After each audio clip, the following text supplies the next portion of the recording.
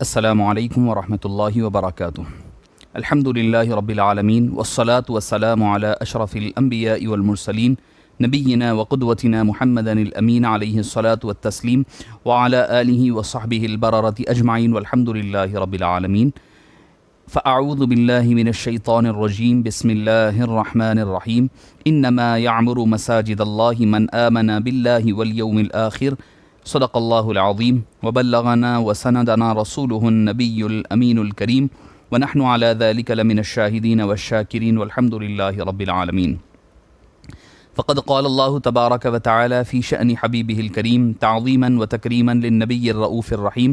ان اللہ وملائکتہ یصلون علی النبی یا ایہا الذین آمنوا صلوا علیہ وسلموا تسلیما۔ اللہم صل علی سیدنا محمد وعلی آلہ وصحبہ افضل صلواتک وعدد معلوماتک وبارک وسلم صلاۃ وسلاما علیک یا سیدی یا رسول اللہ صلی اللہ تعالی علیہ وسلم۔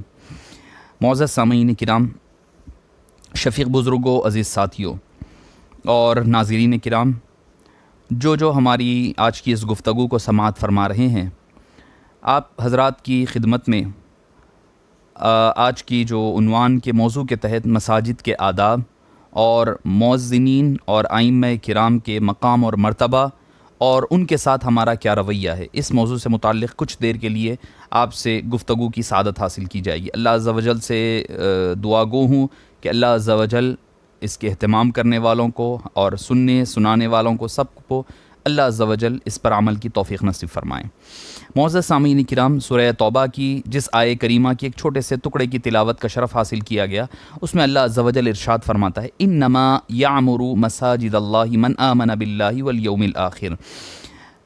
مساجد، اللہ کی مساجد کو، اللہ کے گھروں کو کون تعمیر کرتے ہیں، کون آباد کرتے ہیں اور کون اس میں حصہ بڑھ چڑھ کر لیا کرتے ہیں؟ من آمن باللہ، پہلی ان کی کیٹیگری یہ ہے کہ وہ جو اللہ پر ایمان لاتے ہیں، یعنی مساجد کا تعمیر کرنا، مساجد کو آباد کرنا، اس کی صاف صفائی میں حصہ لینا اور اس کے لیے اب جو جد و جہد ہو سکتی ہے۔ یہ ضروری نہیں ہے کہ مسجد تعمیر ہی کی جائے، ہر کوئی تو مسجد کی تعمیر کرنے کے قابل اور استطاعت نہیں رکھتا، تو اس کے لیے بتلایا گیا کہ جو تعمیر، ترمیم، آباد کرنے میں، اس کی صاف صفائی میں جس قدر بھی آدمی اس میں حصہ لے سکتا ہے، تو فرمایا کہ وہ آدمی کے ایماندار ہونے کی دلیل ہے۔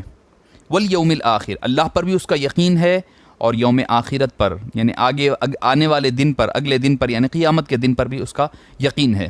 تو معزز سامعین کرام، جو مساجد سے جن کا دل جڑا رہتا ہے، جو مساجد کی فکر میں رہتے ہیں اللہ کے گھروں کی، تو فرمایا در حقیقت وہ اہل ایمان ہونے کی ان کی نشانی ہے۔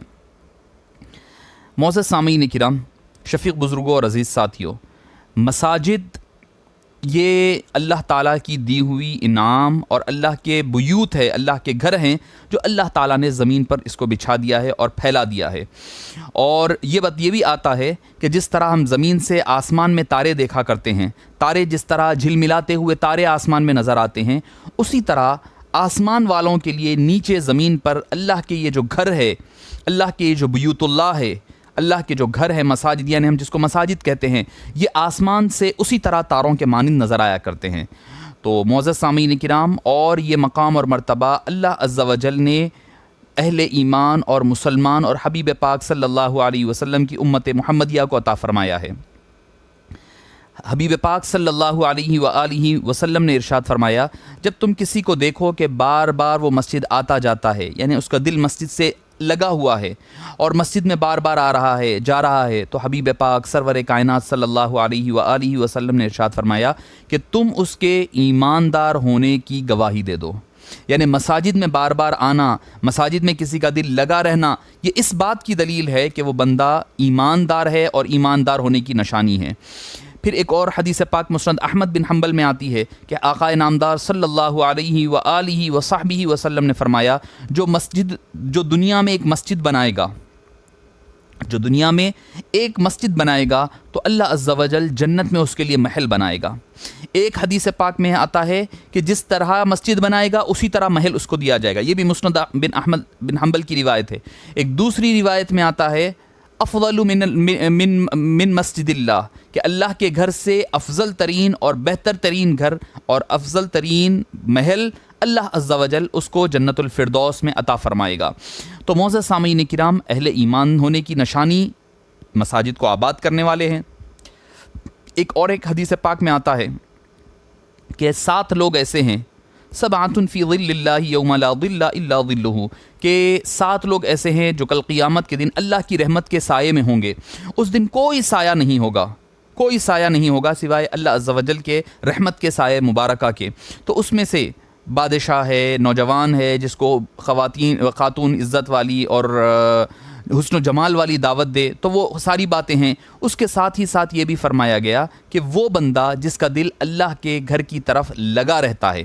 تو معزز سامعین کرام، یہ بھی ایک بات ہے، یہ بھی ایک دلیل ہے اس بات کی۔ تو پتہ چلا کہ جو آدمی کا دل مسجد میں لگا رہتا ہے وہ اس بات کی دلیل ہے کہ یہ بندے کا دل اللہ عز و جل نے مسجد سے جوڑے رکھا ہے۔ اچھا، اس کے علاوہ مساجد میں جب آتے ہیں تو کیا ہے، وَأَنَّهُ لَمَّا قَامَ عَبْدُ اللَّهِ يَدْعُوهُ كَادُوا يَكُونُونَ عَلَيْهِ لِبَدًا وَأَنَّ الْمَسَاجِدَ لِلَّهِ فَلَا تَدْعُوا مَعَ اللَّهِ أَحَدًا۔ جب اللہ کا گھر ہے تو اللہ کے گھر میں اللہ کی بڑائی بیان کی جائے، اس کی کبریائی بیان کی جائے، اس کا ذکر اور اس کا چرچا ہونے لگے۔ یعنی مطلب یہ کہ اس سے مطلب یہ نہیں ہے کہ اللہ عز و جل کے ذکر کے علاوہ کوئی ذکر نہ ہو۔ یعنی بعض حضرات کہتے ہیں کہ بھئی نعت کی محفل بھی نہ ہو، کوئی ذکر اور مراقبے کی محافل بھی نہ ہو، کوئی غیر اللہ کا کوئی ذکر نہ ہو۔ تو مطلب اس کا یہ نہیں ہے، مطلب یہ ہے پہلی بات یہ کہ حبیب پاک صلی اللہ علیہ وسلم کا ذکر ہو، صالحین کا ذکر ہو، وہ بھی در حقیقت اللہ ہی کے ذکر کے حوالے سے ہوگا۔ وہ جو ذکر کی براد ہو رہا ہے کہ غیر خدا یعنی غیر بتوں کی پرستش کرنے والوں کا ذکر اس میں نہ کیا جائے۔ معزز سامعین کرام، اس کے علاوہ حدیث پاک میں یہ بھی آتا ہے کہ ایک مرتبہ آپ صلی اللہ علیہ وسلم مسجد نبوی تشریف لائیں، لانے کے بعد دیکھا کہ کسی نے ایک قندیل لٹکا دیا ہے، مسجد نبوی میں کسی نے ایک قندیل لٹکایا ہے۔ تو آپ صلی اللہ علیہ وسلم نے پوچھا کہ یہ کس نے لٹکایا ہے؟ تو بتلایا گیا، یا رسول اللہ صلی اللہ علیہ وآلہ وسلم، یہ فلاں صحابی نے لٹکایا ہے۔ آپ صلی اللہ علیہ وسلم بڑے خوش ہوئے ان سے، اس صحابی رسول سے آپ صلی اللہ علیہ وسلم بڑے خوش ہوئے اور مسرت کا اظہار فرما کر کے کہنے لگے کہ اگر اللہ عز و جل مجھے بیٹی نوازتا تو میں تمہارا نکاح تم سے کر دیتا، اس صحابی سے کر دیتا جس نے مسجد نبوی میں قندیل لگانے کا اہتمام کیا۔ یعنی حبیب پاک صلی اللہ علیہ وسلم کی خوشی کا، مسرت کا، انبساط کا، خوش ہونے کا اور آپ کا مسجد سے تعلق بتا رہا ہے۔ جو اللہ کے گھر کو آباد کرنے کی کوشش کرے، جو اللہ کے گھر میں روشنی لگائے، جو اللہ کے گھر کو منور کرے، آقا نامدار صلی اللہ علیہ وسلم کا ارادہ ظاہر فرما رہے ہیں، میں اپنے نورانی بیٹیوں میں سے کوئی ایک بیٹی ان کے رشتے میں دے دیتا، مگر آپ صلی اللہ علیہ وسلم کی ساری نورانی دختران محترم ذی وقار با احترام وہ آلریڈی دوسرے، جیسے کہ حضرت عثمان بن عفان سے ہو جائے، حضرت ابو العاص سے جو ابتدا میں تھے، یا پھر مولا مشکل کشا رضی اللہ عنہ وارضاہ علیہ السلام سے ہو، ان حضرات سے نکاح ہو چکے تھے۔ تو ایک اور صحابی اٹھ کھڑے ہوئے، دیکھا کہ آقا نامدار، دیکھیے ان کے پاس کیا کرائیٹیریا تھا، ان کے پاس نکاح کا کیا کرائیٹیریا ہے۔ انہوں نے کیا نہیں دیکھا کہ بھائی اس کے پاس بینک بیلنس ہے، پیسہ ہے، لتا ہے، کتنا کماتا ہے، کتنی جائیدادیں ہیں، کتنی پراپرٹیز ہیں، نہیں دیکھا۔ انہوں نے کیا دیکھا، میرے مصطفیٰ جان رحمت اس شخص سے خوش ہو گئے ہیں۔ وہ صحابی اٹھے اور عرض کرنے لگے، یا رسول اللہ صلی اللہ علیہ وسلم، مجھے اللہ نے ایک بیٹی دی ہے، اگر آپ حکم فرماتے ہیں تو میں اپنی بیٹی کا نکاح ان سے کر دوں گا۔ آقا نامدار صلی اللہ علیہ وسلم بڑے خوش ہوئے اور ان کو اجازت مرحمت فرما دی۔ تو معزز سامعین کرام، حبیب پاک صلی اللہ علیہ وسلم کی خوشنودی کس میں ہے؟ جو بندہ اللہ کے گھروں کو آباد کرے، اللہ کے گھروں کو منور کرے، اللہ کے گھر میں جو روشنی کرے۔ حبیب پاک صلی اللہ علیہ وسلم کی نظر مبارک میں اور آپ کے قریب وہ بہت ہی خوش نصیب بندہ ہے، اور حبیب پاک صلی اللہ علیہ وسلم نے اپنی دعاؤں سے ان دونوں حضرات کو نوازا ہے۔ اب آئیے معزز سامعین کرام، مسجدوں کو صفائی ستھرائی کے ساتھ رکھنا۔ ایک مرتبہ آپ صلی اللہ علیہ وسلم نے دیکھا کہ کسی نے مسجد کی دیوار پر تھوک دیا ہے۔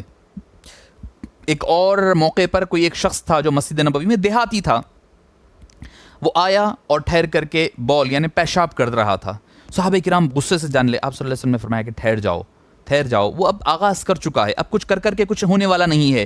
تب آپ صلی اللہ علیہ وآلہ وسلم نے جب وہ آدمی فارغ ہو چکا تو ایک روایت میں یہ ہے کہ وہ جو آدمی نے تھوکا تھا، آپ نے اپنے دست مبارک سے اس کو صاف فرمایا، دست مبارک سے اس کو آپ نے صاف فرمایا، اور پھر دوسرے جب وہ پیشاب کر چکا تو آپ نے فرمایا کہ جو شخص پیشاب کر چکا ہے اب اس پر جا کر کے تم پانی ڈال دو، چونکہ وہ پہلے سے آلریڈی کام کر چکا تھا، اسٹارٹ کر چکا تھا کرنا، تو اب اس کو روکنا زیادہ مناسب نہیں ہے۔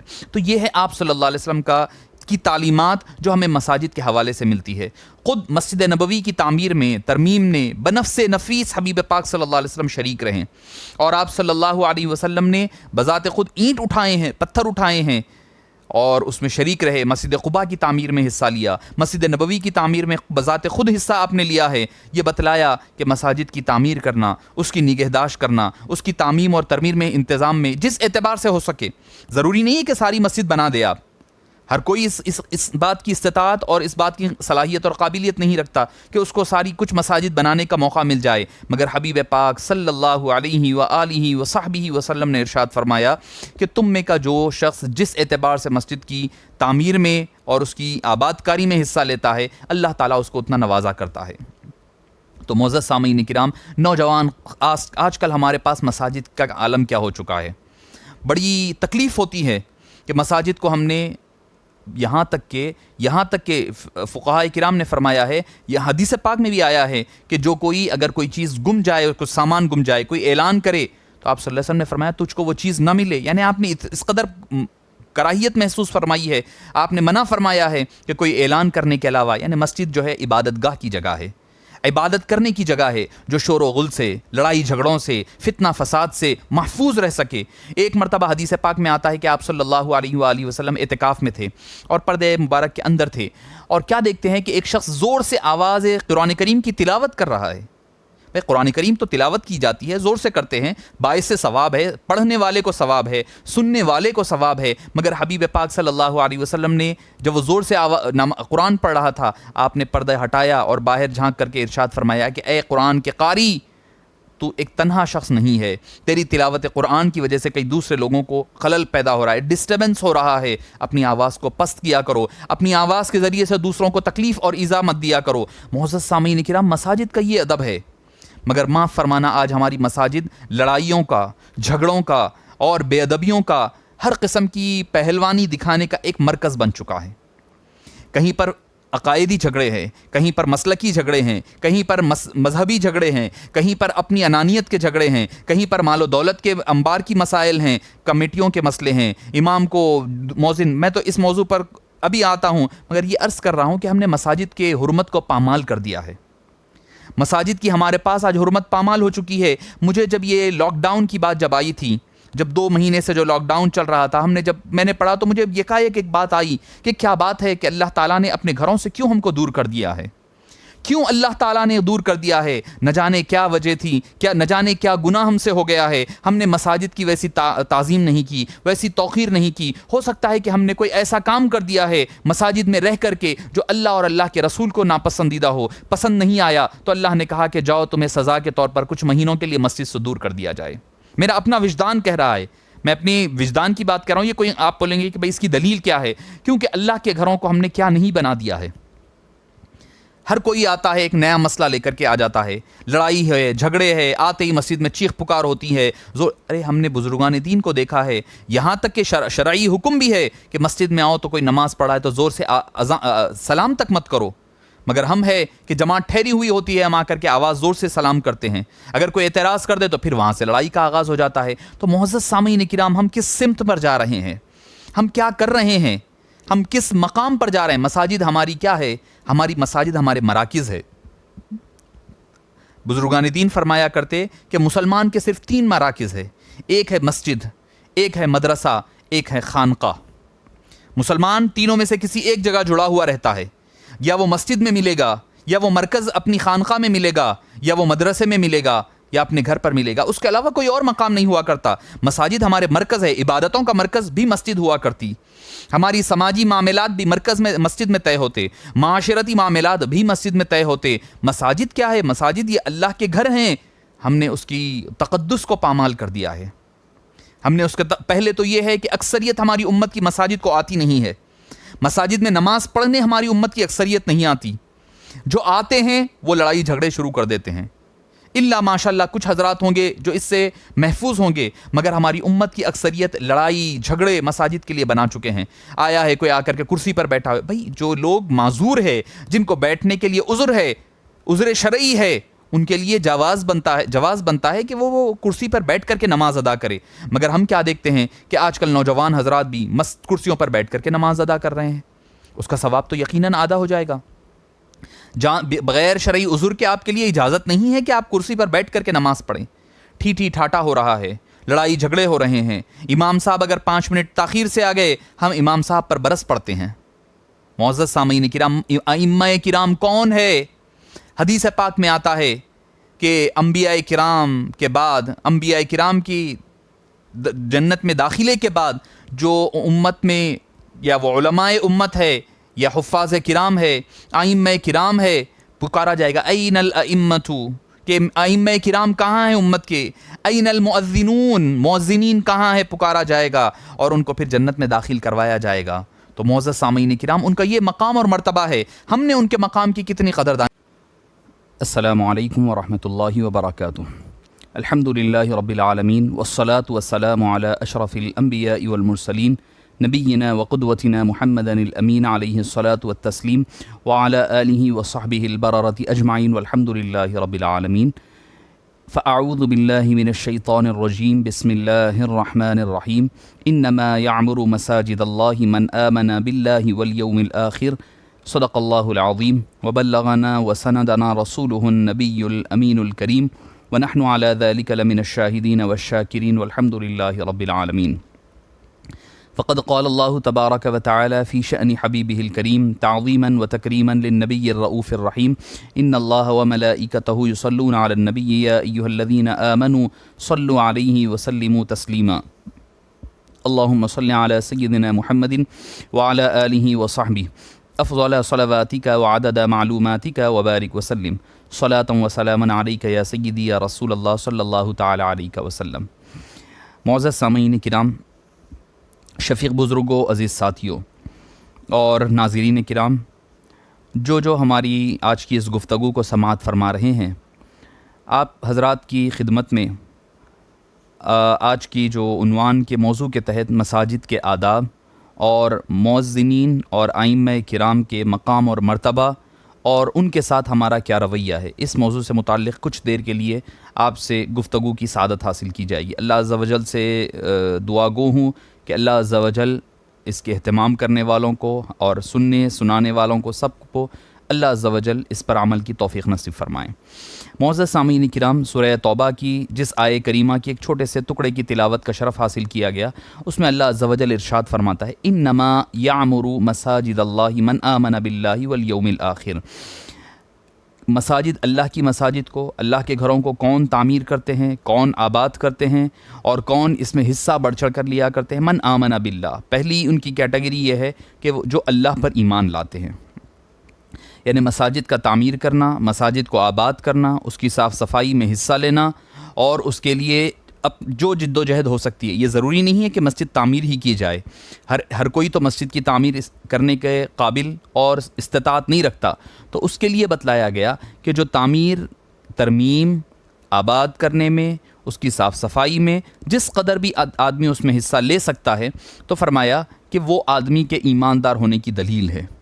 والیوم الآخر، اللہ پر بھی اس کا یقین ہے اور یوم آخرت پر، یعنی آنے والے دن پر، اگلے دن پر، یعنی قیامت کے دن پر بھی اس کا یقین ہے۔ تو معزز سامعین کرام، جو مساجد سے جن کا دل جڑا رہتا ہے، جو مساجد کی فکر میں رہتے ہیں، اللہ کے گھروں کی، تو فرمایا در حقیقت وہ اہل ایمان ہونے کی ان کی نشانی ہے۔ معزز سامعین کرام، شفیق بزرگوں اور عزیز ساتھیوں، مساجد یہ اللہ تعالیٰ کی دی ہوئی انعام اور اللہ کے بیوت ہے، اللہ کے گھر ہیں جو اللہ تعالیٰ نے زمین پر اس کو بچھا دیا ہے اور پھیلا دیا ہے۔ اور یہ بھی آتا ہے کہ جس طرح ہم زمین سے آسمان میں تارے دیکھا کرتے ہیں، تارے جس طرح جھلملاتے ہوئے تارے آسمان میں نظر آتے ہیں، اسی طرح آسمان والوں کے لیے نیچے زمین پر اللہ کے یہ جو گھر ہے، اللہ کے یہ جو بیوت اللہ ہے، اللہ کے جو گھر ہے، مساجد، یعنی ہم جس کو مساجد کہتے ہیں، یہ آسمان سے اسی طرح تاروں کے مانند نظر آیا کرتے ہیں۔ تو معزز سامعین کرام، اور یہ مقام اور مرتبہ اللہ عز و جل نے احترام کے ساتھ، مؤذنین کے ساتھ کیا عالم ہے، ان کے بارے میں کبھی آپ سوچئے وہ کیسے اپنا گھر چلاتا ہوگا۔ کسی کے آگے وہ ہاتھ نہیں بڑھایا کرتا، کسی کے آگے وہ ہاتھ نہیں بڑھاتا، کبھی وہ جا کر کے کوئی دھرنے پر نہیں بیٹھتا، کوئی احتجاج نہیں کرتا کہ میری تنخواہ بڑھائی جائے، خوشی خوشی ہر ایک کی بات سنتا ہوا وہ آگے بڑھتا ہوا نظر آتا ہے۔ اب تقریر بھی کرنی ہے جمعے کے دن، تو وہ تقریر کرنی ہے جو امام صدر صاحب کو پسند ہو، جو مؤذن صاحب کو پسند ہو، جو معتمد صاحب کو پسند ہو، جو خازن صاحب کو پسند ہو۔ اگر ان کی خلاف ورزی ہو جائے، ان کے کہے ہوئی بات کے خلاف اگر کوئی بات کر دیں تو پھر اس کے اوپر برس پڑتے ہیں۔ معزز سامعین کرام، ایسا رویہ تو ہمارا، اور کیا علماء کرام، کل قیامت کے دن پکارا جائے گا، علماء کرام آ جائیں، فقہاء آ جائیں، تو ساری امتوں کے، یعنی عیسائی، یہودی، نصارہ، سارے امتوں کے علماء جمع ہو جائیں گے، کیونکہ ان کے اندر بھی علماء ہے۔ پھر اس کے بعد پکارا جائے گا، ائمہ کرام آ جائیں، امت کے ائمہ کرام یعنی امام جو ہیں سارے جمع ہو جائیں، کسی اور قوم کا امام نہیں آئے گا سوائے امت محمدیہ کے۔ پھر پکارا جائے گا این المؤذنون، مؤذنین کہاں ہیں، آ جائیں سارے، تو سارے مؤذن صرف امت محمدیہ کے جمع ہوں گے۔ علماء کرام فرماتے ہیں، شارحین حدیث فرماتے ہیں، کیونکہ پہلے کی کسی بھی قوم میں، کسی بھی جماعت میں، کسی بھی مذہب میں باجماعت عبادت کا کوئی تصور نہیں تھا، صرف امت محمدیہ میں ہے۔ جب عبادت کا تصور ہے باجماعت تو مطلب کیا، تو پھر امام بھی صرف امت محمدیہ کے ہے، امام بھی، مؤذن بھی ہے تو صرف امت محمدیہ کے ہے۔ آپ صلی اللہ علیہ وسلم سے لے کر قیامت تک آنے والے سارے ائمہ کرام آ جائیں گے۔ اور کیا مقام ہے امام کا؟ امام کون ہے؟ نائب رسول ہوتا ہے، نبی پاک صلی اللہ علیہ وسلم کا نائب ہوتا ہے، اس مقام اور منصب پر ٹھہرنے والے کا نام ہے۔ امام اعظم ابو حنیفہ اور دوسرے ائمہ میں اختلاف ہے، کوئی کہتے ہیں کہ امام کا درجہ بلند ہے، کوئی کہتے ہیں کہ مؤذن کا درجہ بلند ہے۔ جو کہتے ہیں کہ مؤذن کا درجہ بلند ہے وہ فرماتے ہیں، امام شافعی اور وغیرہ، وہ فرماتے ہیں کہ کیونکہ امام فضیلت کے اعتبار سے جو احادیث وارد ہوئی ہیں وہ مؤذن کے لیے ہے، مؤذن کے حق میں زیادہ وارد ہوئے ہیں، کیونکہ مؤذن نے بلایا ہے ائمہ کے لوگوں کو، تبھی جا کر کے امام نماز پڑھایا ہے۔ اگر مؤذن نہ بلاتا تو پھر نماز کون پڑھا سکتا تھا؟ امام کس کے لیے نماز پڑھاتا؟ مؤذن نے پکار کر کے ندا لگا کر کے بلائی ہے۔ مگر ہمارے امام صاحب امام اعظم ابو حنیفہ رضی اللہ عنہ و ارضاہ پر اللہ کی کروڑا سارے ائمہ کرام پر ہو، مگر خصوصیت کے ساتھ امام اعظم ابو حنیفہ پر اللہ کی رحمتیں ہوں، آپ نے فرمایا کہ امام کا درجہ بلند ہے۔ پوچھا کہ کیوں؟ کیونکہ احادیث تو مؤذن کے لیے ہے، فضائل زیادہ ملتے ہیں۔ آپ نے فرمایا کہ اگر امام مؤذن کا درجہ بلند ہوتا تو نبی کریم صلی اللہ علیہ وسلم مؤذن ہوتے، مگر آپ صلی اللہ علیہ وسلم نے اذان نہیں دی، مؤذن ہی نہیں فرمائی، بلکہ آپ امام بن کر کے امامت فرمائی ہے ساری حیات مبارکہ، سوائے آخری ایام کے چھوڑ کر کے ساری حیات مبارکہ آپ صلی اللہ علیہ وسلم نے امامت فرمائی ہے۔ تو امام آپ صلی اللہ علیہ وسلم کا نائب ہوتا ہے، مؤذن حضرت سیدنا بلال رضی اللہ عنہ کا نائب ہوتا ہے، اور ان کی پیروکاری کرنے والے کا نام ہے۔ معزز سامعین کرام، ہمیں سمجھنا ہوگا، ہمیں ان کا ادب کرنا ہوگا، ان کی تعظیم کرنی ہوگی، ان کے ادب کے ساتھ۔ انسان ہے، بشری تقاضے کے تحت ہو سکتا ہے کہ کبھی تاخیر سے آ جائیں۔ ہم دعوتوں میں جاتے ہیں، بڑی کوفت ہوتی ہے مجھے، ہم دعوتوں میں جاتے ہیں، گھنٹوں بیٹھ جاتے ہیں کھانے کے انتظار میں، ٹیبل کے انتظار میں، دولہے کے آنے کے انتظار میں، نکاح کے انتظار میں بیٹھتے ہیں، مگر مسجد میں اگر 5 منٹ 1-2 منٹ آگے پیچھے ہو جائے تو ہم گھڑی دیکھا کرتے ہیں، امام صاحب یہ کیا وقت ہے، اتنی دیر سے آ گئے ہیں، فلاں ہو گیا ہے، ایسا ہو گیا ہے۔ اگر امام ایک دن نہ آئے تو کچھ مساجد ایسے بھی ہیں جہاں پر تنخواہیں کاٹ دی جاتی ہے، وہ بھی تنخواہ پہلے 4000 5000، پھر اس کے بعد اس کی تنخواہ کو بھی کٹوتی ہوتی ہے۔ یہ کہاں کا انصاف ہے؟ یہ کہاں کا انصاف ہے؟ ذرا آپ اندازہ لگائیے، لاک ڈاؤن کے دوران آپ کی نمازوں کا حق کون ادا کر رہا تھا؟ آپ تو اپنے گھر کے اندر پولیس کے ڈر سے بیٹھے ہوئے تھے، مگر پولیس کی لاٹھیاں کھاتے ہوئے مساجد میں جا کر کے مساجد کو آباد رکھنے والے یہی مؤذن ہے، یہی امام ہے جو اذانیں دے کر کے، جو جماعتیں کروا کر کے آپ کے حق کو ادا کرتے رہے اور آپ کی مساجد کو آباد رکھیں۔ تو معزز سامعین کرام، ان کے مقام اور مرتبے کو سمجھیں، ان کے مقام اور مرتبے کو سمجھے۔ امام کی توہین کرنا، امام مؤذن کی توہین کرنا، اگر کہیں صفائی نہ دکھے، ارے بھائی اللہ نے آپ کو توفیق دی ہے، صاف کریے۔ ایک بزرگ کے بارے میں آتا ہے کہ مسجد میں کہیں پر کاڑی پڑی ہوئی تھی، اٹھا کر کے انہوں نے جیب میں رکھ لیا، جب انتقال ہو چکا ہونے کے بعد کسی نے خواب میں دیکھا، پوچھا کہ اللہ نے کیا معاملہ فرمایا ہے، تو عرض کرنے لگے کہ ساری عبادتیں اپنی جگہ ہے، ساری ریاضتیں اپنی جگہ رہ گئی، مگر ایک مرتبہ مسجد میں پڑا ہوا کچرا کوڑا کی ایک کاڑی تھی، وہ اٹھا کر کے جیب میں رکھ لیا، اللہ تعالیٰ نے اس نیکی کے بدلے اور عوض اللہ نے میری مغفرت فرما دی۔ تو معزز سامعین کرام، ایک تو مساجد کا ادب کریں، مساجد کو لڑائی جھگڑے کی جگہ ہرگز نہ بنائیں، مساجد میں نماز پڑھنے کے لیے جائیں، لڑائی جھگڑے کے لیے نہ جائیں، اپنی پہلوانی اپنا مقام اور مرتبہ جھاڑنے بتانے کے لیے نہ جائیں۔ کوئی اکھاڑا نہیں ہے، مساجد اللہ کے گھر ہیں، عبادت کے لیے ہیں۔ اس کی ذمہ داری کو سمجھیں، اس کی توہین نہ کریں، اس کی تعظیم، اس کی تکریم، اس کے ادب کو بجا لائیں، ورنہ ایسا نہ ہو کہ ہم ثواب ہو گئے، سارے عذاب کیا کہنا۔ ہم تو سمجھ رہے تھے کہ اس سے ثواب مل رہا ہے، مگر الٹا ہمارے حق میں وہ وبال جان نہ بن جائے، عذاب کا باعث نہ بن جائے۔ لڑائی جھگڑے نہ کریں۔ اور آپ صلی اللہ علیہ وسلم نے فرمایا خوشبویات سے، عطریات سے مسجدوں کو منور کیا جائے۔ آپ صلی اللہ علیہ وسلم نے کیوں فرمایا کہ بدبودار چیزیں کھا کر آنے سے، لہسن، کچی پیاز وغیرہ سے کیوں منع کیا گیا؟ اس لیے کہ بھئی مساجد اللہ کے گھر ہے، جس میں خوشبو رہے، جس میں عطریات رہے، جب فرشتے بھی ہوں تو ان کو بھی سکون ملے۔ مگر کیا معاف فرمانا، ہم سگریٹ پی کر کے آ جاتے ہیں، اور کچھ تو بدبخت ایسے ہوتے ہیں جو مساجد کے طہارت خانوں میں بیٹھ کر کے سگریٹ پیا کرتے ہیں۔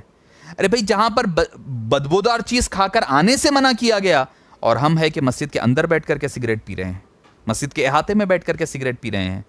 تو معزز سامعین کرام، چغل خوری، اونچی آواز میں بات کرنا، چپل لاتے ہیں لا کر کے زور سے پٹک کر کے پھینکا کرتے ہیں، یہ مسجد کا ادب نہیں ہے، یہ مسجد کا ادب نہیں ہے۔ کل قیامت کے دن اللہ کے آگے آپ کو اس کے لیے جواب دے رہنا پڑے گا۔ ائمہ کرام کی تعظیم کریں، ان سے ان کے لیے جو کر سکتے ہیں کریں۔ بھئی اگر آپ مان لیں ہر جمعے کے دن، اگر ہر مہینے میں ایک بار کم سے کم مساجد کی صفائی میں خود بھی حصہ لیں، اللہ تعالیٰ آپ کے مقدر کو سنوار دے گا، آپ کی بخشش کا باعث بن جائے گی وہ مسجد کی خدمت کرنا۔ اور اللہ تعالیٰ ہم سب کے گھروں کو چلا رہا ہے، ہم سب کے گھروں کو پال رہا ہے، اس کے اپنے گھر کو دیکھنے کے لیے کافی ہے۔ جو اللہ کے گھر کی خدمت کرتا ہے، اللہ تعالیٰ اس کو اس دنیا میں بھی نوازتا ہے، اور آخرت میں نوازا جانا تو طے ہے ہی ہے۔ کریں کیا؟ مہینے میں کم سے کم ایک مرتبہ مساجد کی صاف صفائی کا انتظام میں حصہ لیں، مؤذن کے ساتھ جا کر کے ہاتھ بٹائیں، کچھ نہیں جائے گا آپ کا۔ آپ مسجد کی صفائی کریں گے، اللہ تعالیٰ آپ کو غرور اور تکبر کو کم کرے گا، آپ کا غرور اور تکبر کم ہوا کرے گا۔ معزز سامعین کرام، دوسری چیز کیا کریں؟ ائمہ کرام، مؤذن حضرات جو ہیں، ان کے ساتھ کچھ اگر آپ سے مالی طور پر مدد ہو سکتی ہے تو ڈھکے چھپے انداز میں کیا کریں، ڈھکے چھپے انداز میں ان کی مالی اعانت کیا کریں۔ وہ غریب ہے، ان کے ساتھ بدتمیزی نہ کریں، ان کے ساتھ زبان درازی نہ کریں، ان کی توہین نہ کریں، ان کی تعظیم کریں، تکریم کریں، ادب سے بات کریں۔ بھئی وہ علم کے اعتبار سے، تقوی کے اعتبار سے، قرآن کریم کے علوم کے اعتبار سے وہ آپ سے افضل ہیں، ہر اعتبار سے وہ آپ سے افضل ہیں، آپ کا نمائندہ ہے۔ جب آپ اس کو گالی گلوچ کریں گے تو معزز سامعین کرام، پھر آپ کا ایک عام مسلمان کو گالی دینا جائز نہیں ہے، تو پھر یہ تو امام مسجد کا امام ہے، یہ آپ کی امامت کا، آپ کی نمازوں کا نمائندہ ہے، ریپریزنٹیٹیو ہے، تو اس کے لیے ادب کے ساتھ، تعظیم کے ساتھ بجا لائیں۔ کوئی بات اگر کرنی بھی ہے تو ادب کے دائرے میں رہ کر کے کی جا سکتی ہے، نہ ان کو نوکر تصور کریں، نہ ان کو ذلیل کریں، نہ ان کو حقارت بھری نہ۔ آپ کے پاس شادی ہوتی ہے تو امام یا مؤذن ہونا ضروری ہے، آپ کے پاس بچہ پیدا ہوتا ہے تو اذان دینے کے لیے امام اور مؤذن ہونا ضروری ہے، آپ کے پاس طلاق ہونا ہے، امام مؤذن ہونا ضروری ہے، انتقال ہو جائے تو امام مؤذن ہونا ضروری ہے، نماز جنازہ بھی وہی پڑھائے، ایصال ثواب کی اچھی بری کوئی بھی تقریب ہو وہ آ کر کے پڑھائے، ختم کرانا ہے وہ آپ کرا کر کرائے، پانی دم کرانا ہے وہی امام مؤذن کے پاس جاتے ہیں۔ مگر جب آپ حسن سلوک کی بات آتی ہے تو ان کو نظر انداز کر دیا کرتے ہیں۔ آپ کے گھروں کی دعوتیں ہوتی ہے، بڑے سے بڑا آدمی آتا ہے، مگر کوئی نہیں آتا تو آپ کی مسجد کا امام اور مؤذن نہیں آتا۔ یہ کیا ہے؟ یہ ناقدری، کس قدر ناقدری والی بات ہے، ہم کس سمت پر جا رہے ہیں؟ تو ہمیں اس چیز کا محاسبہ کرنا ہوگا، ہمیں اس چیز کا محاسبہ کرنا ہوگا۔ ایک اخباری نیوز کے اطلاعات کے حوالے سے عرض کر اپنی گفتگو ختم کروں کہ کہیں پر ہندوستان ہی میں مدھیہ پردیش وغیرہ کی بات ہے، ایک امام صاحب نے جمعے کے خطبے میں غیبت کے حوالے سے تقریر کی، اور کہتے ہوئے انہوں نے کچھ مثال دی، اور وہ مثال جا کر کے ایگزیکٹلی مسجد کے جو معتمد صاحب تھے ان پر وہ سوٹ ہو گئی، وہ کر رہے تھے ویسے ہی تو ان کے اوپر فکس ہو گئی، تو اس کی وجہ سے ان کو اسی دن مسجد سے فارغ کر دیا گیا اور ان کو مسجد سے نکال دیا گیا۔ یہ کون سا ایمان ہے، کون سا دین ہے؟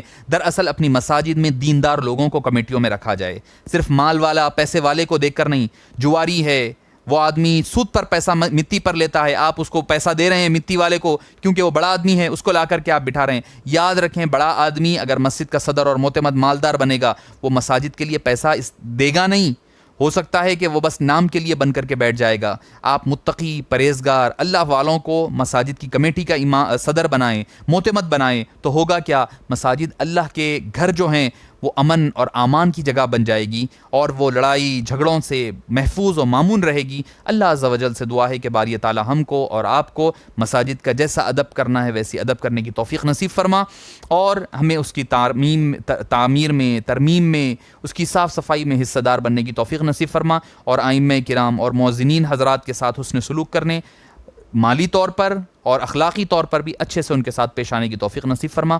وصلی اللہ تعالی وسلم علی خیر خلقہ سیدنا محمد وعلی آلہ وصحبہ اجمعین والحمد للہ رب العالمین. والسلام علیکم ورحمۃ اللہ وبرکاتہ.